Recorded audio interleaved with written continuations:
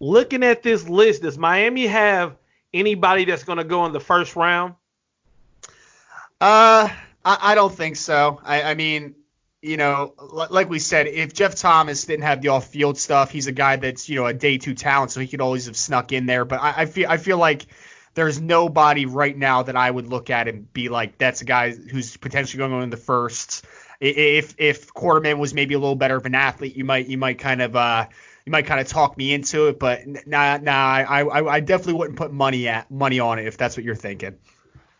Okay, guys, we're talking to Ryan Roberts from the NFL Draft Bible. Let's say we're talking 3-4 years down the line. Who's going to be the Miami Hurricane that we're still talking about out of this class? I mean, we talked about him a lot, but I would say as long as everything is straight on off the field, Jeff Thomas is definitely that guy.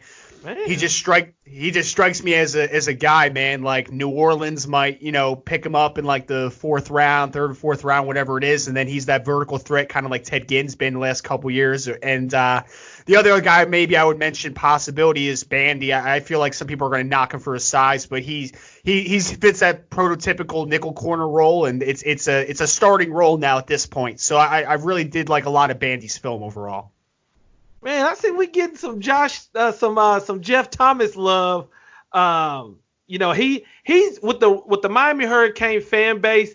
He's hit or miss. You're gonna find somebody that thinks highly of Jeff Thomas. Then you're gonna think people who don't think that much of him. I'm one of the people who I think, he did have some off the field situations with the team, but I mean, I think we've had a lot of frustrating seasons these last couple seasons. And I really like Jeff Thomas. So it's good to hear somebody who evaluates him at the next level think so highly of him. Yeah, man, I mean, honestly, his film is a blast, honestly, especially last season, the 2018 film. Like, you just don't see guys with that lack of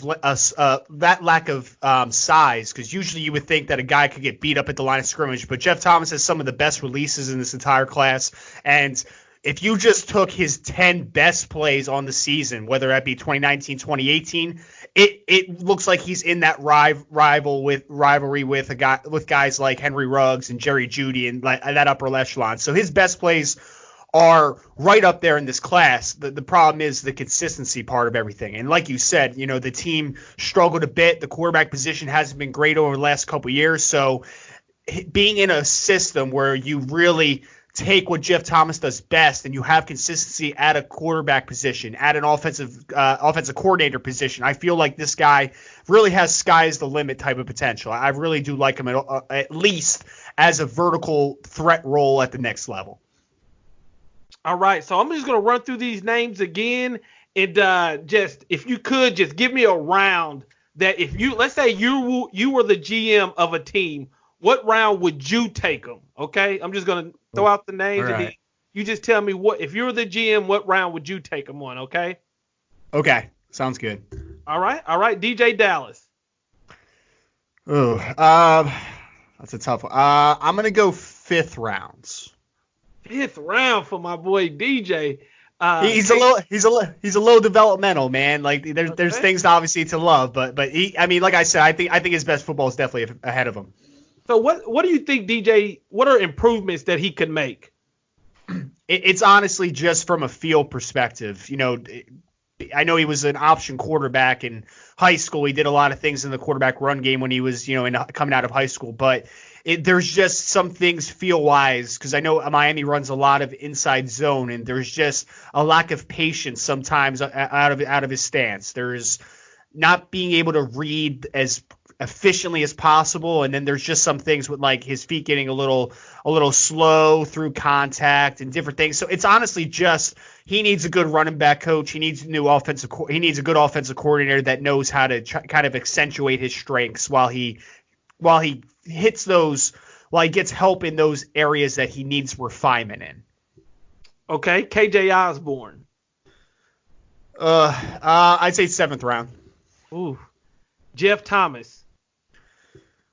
3rd round. John Garvin. I say he goes higher than some people think. I say 4th round. 4th round for John. Okay. Trevon Hill. Undrafted. Really? Yeah, man. He's a tough one. Undrafted. But He's a tough one. okay. Let me tell you what I like about Trevon, and you can let me know if I'm wrong. Trevon Yeah. Hill has some of the best defensive line moves I've seen. Like I feel like he has several different moves. He can go to the club rip. He can go to the quick swipe. He can do the spin. He can do the half. He's done a half spin. Mhm. Man, what do you think he needs to improve on?